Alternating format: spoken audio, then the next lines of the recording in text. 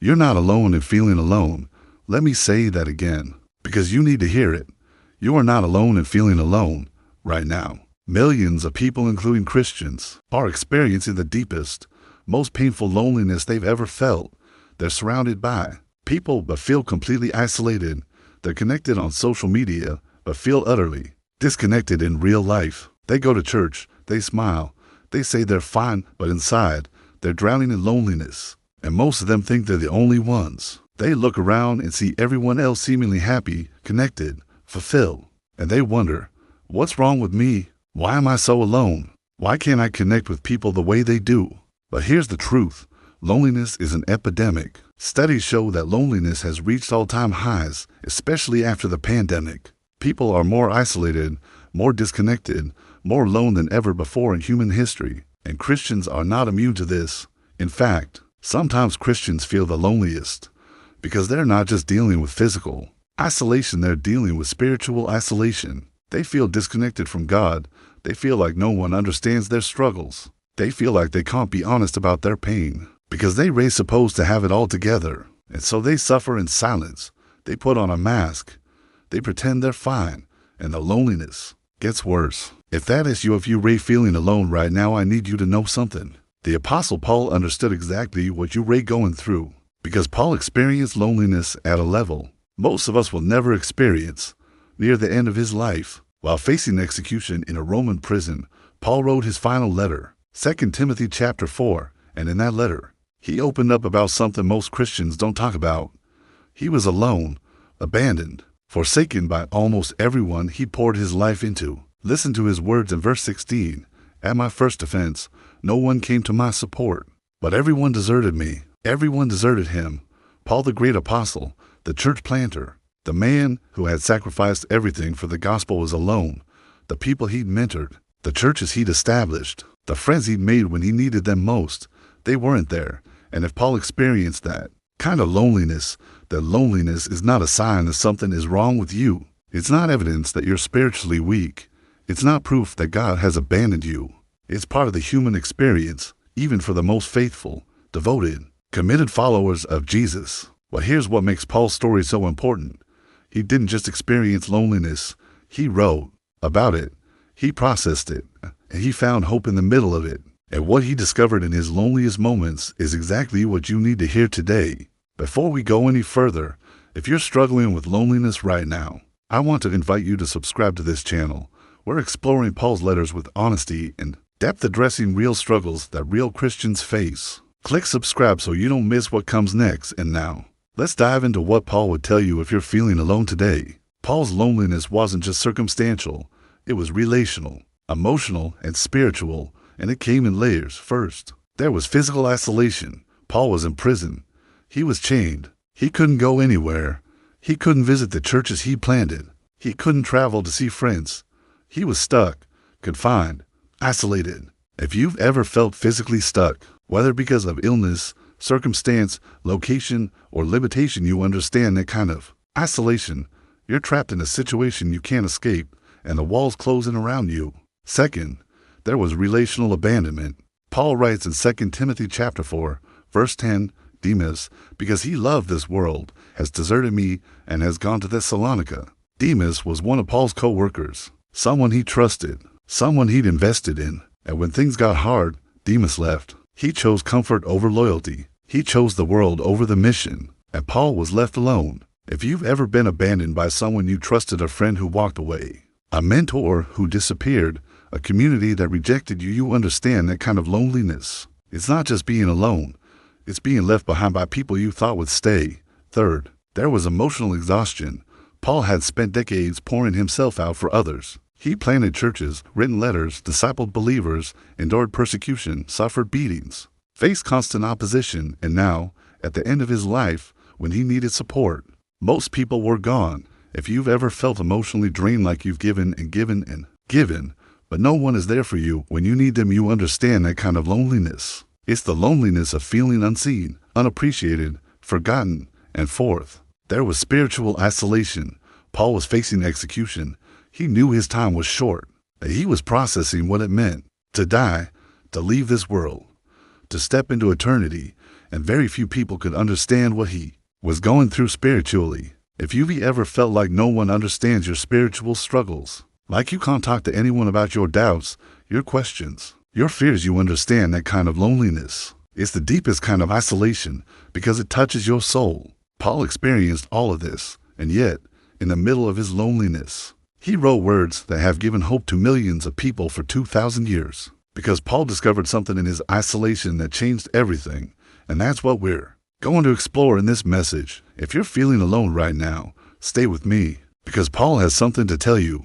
And it's not just pray more or try harder to connect with people. It's something far more profound, something that will meet you exactly where you are and give you hope that you're really not as alone as you think. Let's look closely at what Paul actually wrote in 2 Timothy chapter 4, because his honesty is shocking, and his vulnerability is exactly what lonely people need to see. Verse 9, do your best to come to me quickly.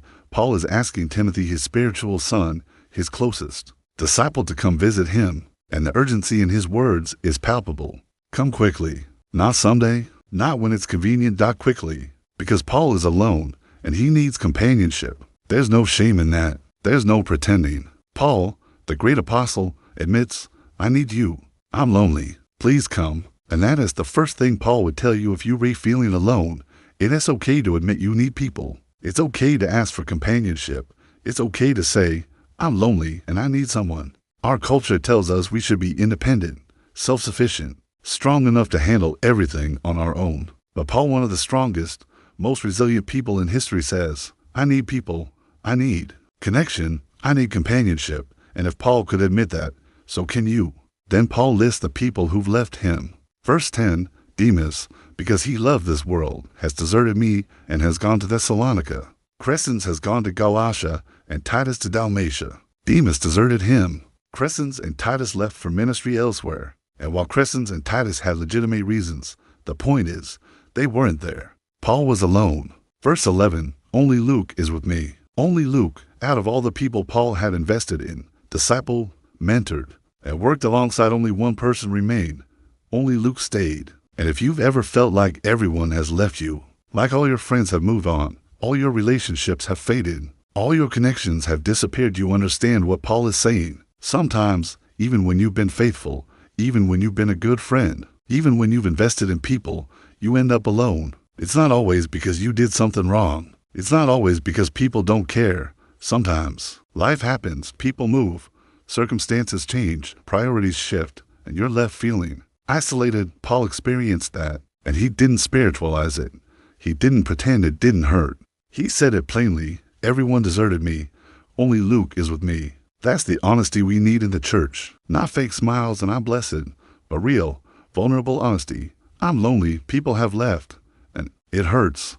Then Paul gets even more specific. Verse 13, when you come, bring the cloak that I left with Carpus at Troas, and my scrolls, especially the parchments. Paul is cold. He's in a dark, damp Roman prison, and he needs his cloak, a simple piece of clothing for warmth. And he asks for his scrolls, his writings, his books, not because he's bored, but because he's alone, and reading brings him comfort and connection. If you've ever been so lonely that you found more comfort in books, movies, or screens than in people, Paul understands. He was so isolated that he asked for his scrolls to keep him company. There's no judgment in that.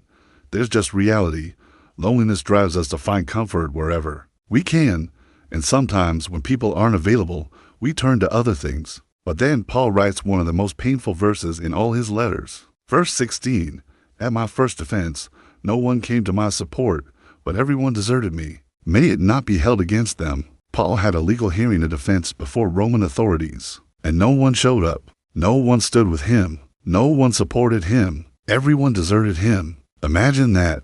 You're on trial. Your life is on the line, and not a single person shows up to support you, not because they're busy, not because they don't know, but because they're afraid, because it's risky, because it's inconvenient. That's abandonment at the deepest level, and Paul felt it. He experienced the pain of it, and yet, notice what he says, may it not be held against them. Paul doesn't curse them. He doesn't resent them. He doesn't hold a grudge. He forgives them. Even though they abandoned him when he needed them most, he releases them from guilt. And that is one of the most important things Paul would tell you if you're feeling alone. Forgive. The people who've left you, not because they deserve it, not because it doesn't hurt, but because holding on to bitterness and resentment will make your loneliness even worse. Loneliness is painful enough without adding the weight of unforgiveness, and Paul understood that. So even in his abandonment, he chose grace. But then, and this is crucial, Paul says something that changes everything. Verse 17, "But the Lord stood at my side and gave me strength." Everyone deserted Paul, but the Lord stood at his side. Everyone abandoned Paul, but the Lord gave him strength. Everyone left Paul alone, but the Lord didn't. And that's the turning point. That's where Paul found hope in his loneliness, not in people coming back, not in circumstances changing, but in realizing that even when everyone else left, God didn't. Paul discovered that he wasn't truly alone because the Lord was with him, and that presence, that companionship was enough, not easy, not comfortable, not what he would have chosen, but enough. And that's what Paul would tell you today. You might feel alone. You might be abandoned by people. You might be isolated, forgotten, overlooked, but you are not truly alone because the Lord stands at your side and his presence is enough. That doesn't erase the pain. It doesn't minimize the hurt, but it gives you something solid to stand on when everything else has crumbled. So if God is with us, why do Christians feel so alone? If Jesus promised, "I will never leave you nor forsake you," why is loneliness so common among believers? There are several reasons, and understanding them is important, because loneliness often makes us think something is wrong with us. But most of the time, loneliness is not a personal failure. It's a combination of circumstances, culture, and spiritual realities. First, we live in the most connected yet most isolated generation in history. We have more ways to communicate than ever before: phones, social media, video calls, messaging apps. But all of that digital connection hasn't solved loneliness. In fact, it's made it worse. Because digital connection is not the same as real relationship. You can have 1,000 followers and 0 friends. You can be constantly online and completely alone. You can text people all day and never have a meaningful conversation, and Christians fall into this trap just like everyone else. We scroll through social media, see everyone else's highlight reels, and feel even more isolated because we think everyone else has it together except us. But here's the truth. Most of those people are just as lonely as you are. They're just better at hiding it. Second, modern life is isolating by design. We work from home. We order everything online. We don't need to leave the house for groceries, entertainment, or social interaction. And that convenience has a cost. We've lost the natural, built-in community that previous generations had. 50 years ago, people saw their neighbors every day. They went to the same church for decades. They had extended family nearby. They had built-in community. Today, people move frequently. They change jobs. They change churches. They barely know their neighbors, and community has to be intentionally built, which requires time, effort, and vulnerability that most people don't have the energy for. And Christians feel this acutely because church used to be a built-in community. But now, many churches are large, impersonal, and focus on programs rather than relationships. Third, Christians often feel pressure to appear spiritually strong, and that pressure creates isolation. If you're struggling, you feel like you can't be honest, because if you admit you're lonely, people might think you're not close enough to God. If you admit you're hurting, people might think you don't have enough faith. If you admit you're isolated, people might think something is wrong with you, and so you put on a mask. You say, "I'm fine, I'm blessed, God is good," and you suffer in silence. But Paul didn't do that. Paul was honest about his loneliness, and his honesty didn't disqualify him. It made him human. It made him relatable. It gave others permission to be honest too. Fourth, deep, meaningful relationships take time and vulnerability, and most people don't have either. Paul's closest relationships were built over years of ministry, travel, shared suffering, and mutual sacrifice. He and Timothy walked through persecution together. He and Luke endured shipwrecks together. He and his ministry partners faced opposition together. But today, most relationships are shallow. We don't have time for depth. We don't have energy for vulnerability. Why? We don't have capacity for the kind of friendship that requires sacrifice, commitment, and presence. And so we end up with acquaintances instead of friends, connections instead of community, and we feel alone even when we're surrounded by people. Fifth, spiritual warfare targets your sense of connection. The enemy knows that isolated Christians are vulnerable Christians. And so he works to convince you that you're alone, that no one cares, that no one understands, that you're the only one struggling. And if you believe those lies, you withdraw. You stop reaching out. You stop going to church. You stop trying to connect, and the loneliness gets worse. But Paul knew the truth. Even when everyone else deserted him, the Lord stood at his side, and that presence broke the power of isolation. Sixth, some seasons of life are just lonely, and that's okay. Paul was lonely in prison because he was literally confined and separated from people. But even before that, Paul experienced loneliness because of his calling. He traveled constantly. He was often misunderstood. He faced opposition. He lived a life that very few people could relate to. And if you're in a season of life where you feel isolated, whether because of your calling, your circumstances, your location, or your season, that doesn't mean you're doing something wrong. Sometimes loneliness is part of the journey, and God uses it to deepen your dependence on Him, to strip away false securities, and to teach you that He alone is enough. That doesn't make it easy, but it does give it meaning. And finally, Christians feel alone because we're not home yet. We're living in a broken world, in fallen bodies, waiting for redemption. And part of that brokenness is isolation, disconnection, and loneliness. But one day, that will end. One day, we'll be in the presence of God and surrounded by the communion of saints. One day, there will be no more tears, no more pain, no more loneliness. And Paul knew that. That's why he could endure his isolation, because he knew it was temporary. He knew that soon he'd be with Jesus, and that hope sustained him. So if you're feeling alone right now, hear this. Your loneliness doesn't mean something is wrong with you. It doesn't mean God has abandoned you. It doesn't mean you're failing. It means you're human. It means you're living in a broken world. And it means you need what Paul needed, the presence of God and the hope of what is coming. So what do you actually do when you feel alone? How do you move from isolation to connection? How do you survive and even thrive in seasons of loneliness? Paul gives us a roadmap, not a formula, not a quick fix, but a pathway forward that actually works. First, be honest about your loneliness. Don't hide it. Don't spiritualize it. Don't pretend you're fine when you're not. Paul wrote, "Everyone deserted me." He didn't say, "I'm so blessed to have alone time with God." He didn't say, "I'm fine because Jesus is enough." He said the truth. I'm alone. People left. And it hurts. And that honesty is the first step toward healing. Because when you hide your loneliness, it grows. When you pretend you're fine, the isolation deepens. But when you name it, when you admit it, when you bring it into the light, you take away its power. So tell someone, tell God, write it down, say it out loud. I'm lonely. I feel isolated. I need connection. There's no shame in that. There's just honesty. And honesty is where healing begins. Second, reach out even when it's hard. Paul asked Timothy to come visit him. He didn't wait for people to notice he was lonely. He didn't sit in silence hoping someone would reach out. He took the initiative and asked. And that's what you need to do too. Text someone, call someone, invite someone to coffee, show up to a small group, go to church even when you don't feel like it. Loneliness tells you to withdraw, but withdrawal makes loneliness worse. So you have to fight against that instinct and reach out, even when it feels awkward, even when you're afraid of rejection, even when you don't have the energy, because connection won't come to you. You have to pursue it. And yes, sometimes people won't respond. Sometimes your efforts won't be reciprocated. But sometimes often people are just as lonely as you are and are waiting for someone to reach out first. Third, invest in a few deep relationships instead of many shallow ones. Paul had many co-workers and acquaintances, but his deepest relationships were with a handful of people: Timothy, Luke, Titus, and those were the relationships that sustained him. You don't need 100 friends. You need 2 or 3 people who really know you, who you can be honest with, who will show up when life gets hard.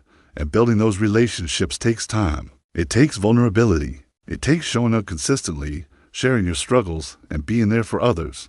But it's worth it, because one real friend is worth more than 1,000 superficial connections. Fourth, serve others. This might seem counterintuitive. When you're lonely, the last thing you want to do is give more of yourself. But service has a strange way of breaking the power of isolation. When you focus on helping others, when you invest in someone else's life, when you use your pain to comfort others who are hurting, you stop feeling so alone, because you're connected to something bigger than yourself. Paul, even in his loneliness, continued to mentor Timothy, write letters, and care for the churches. He didn't let isolation stop him from serving, and that service gave his life meaning even when he felt abandoned. Fifth, cultivate God's presence. This is not a cliche. This is not just pray more. This is learning to practice the presence of God, to be aware of Him with you, to talk to Him throughout the day, to rest in the truth that you are never truly alone. Paul wrote, "The Lord stood at my side." That wasn't just theology. That was experience. Paul felt God's presence, and that presence sustained him when no one else was there. And you can experience that too, not because you're super spiritual, but because God has promised to be with you. And when you quiet yourself, when you turn your attention to Him, when you talk to Him honestly about your loneliness, you'll find that He's there. Not always in the way you expect, not always with immediate relief, but He's there, and His presence is real. Sixth, give yourself grace. Loneliness is hard, and you're not going to handle it perfectly. There will be days when you withdraw, days when you don't reach out, days when you feel sorry for yourself, and that's okay. Paul forgave the people who abandoned him, and he would tell you to forgive yourself too, to give yourself grace, to recognize that you're doing the best you can in a hard situation. Progress, not perfection, small steps forward, one day at a time. Finally, hold on to hope. Paul knew his loneliness was temporary. He knew that soon he'd be with Jesus, and that hope sustained him through his darkest days, and you need to hold on to that hope too. Your loneliness is not forever. God is working. He's moving. He's bringing people into your life, and one day you'll be with Him in a place where there is no more loneliness, no more isolation, no more pain. That doesn't make today easy, but it gives you something to hold on to when everything else feels uncertain. Let me bring this home with the most important truth Paul would want you to hear. You are not alone, not because your circumstances will magically change, not because people will suddenly show up, not because loneliness will instantly disappear, but because the Lord stands at your side, just like He stood with Paul, just like He stood with every lonely believer throughout history. Paul wrote in verse 17, "But the Lord stood at my side and gave me strength, so that through me the message might be fully proclaimed and all the Gentiles might hear it. And I was delivered from the lion's mouth." Even in his loneliness, even in his abandonment, God was with Paul, and God used Paul's isolation for His purposes. The letters Paul wrote from prison, including this one, have given hope to millions of people for 2,000 years. Your loneliness is not wasted. God can use it. He can redeem it. He can bring good from it that you can't see yet. But you have to trust Him. You have to believe that He's with you even when you can't feel Him. You have to hold on to the truth that His presence is enough even when it doesn't feel like enough. Paul ends his letter with these words in verses 18, "The Lord will rescue me from every evil attack and will bring me safely to His heavenly kingdom. To Him be glory forever and ever. Amen." Paul knew he was about to die. He knew his earthly life was ending, but he had confidence that the Lord would bring him safely home. And that confidence gave him peace even in his loneliness. And that's the ultimate hope. One day, your loneliness will end. One day, you'll be with Jesus. One day, you'll be surrounded by the communion of saints. One day, there will be no more isolation, no more disconnection, no more pain. And until that day, God is with you. He stands at your side. He gives you strength. He sees you. He knows you. He cares. You are not alone. So if you're feeling alone right now, hear Paul's words as if he's speaking directly to you. I understand. I've been there. I know what it's like to be abandoned, isolated, forgotten. But I also know that the Lord stands at your side. His presence is enough. Not easy, not always comfortable, but enough. So don't give up. Don't withdraw completely. Don't lose hope. Reach out. Connect. Be honest. Serve. Cultivate God's presence and trust that He's with you even when no one else is. If this message resonated with you, please share it. Send it to someone who's feeling alone. Post it. Help us reach more people who need to hear that they're not as isolated as they think. Thank you for watching. Subscribe to this channel for more biblical teaching that addresses real struggles with honesty and hope. And leave a comment. How are you dealing with loneliness? Let's be honest together. You're not alone in this. Remember Paul's words, "The Lord stood at my side." May you experience that same presence today and every day. God bless you.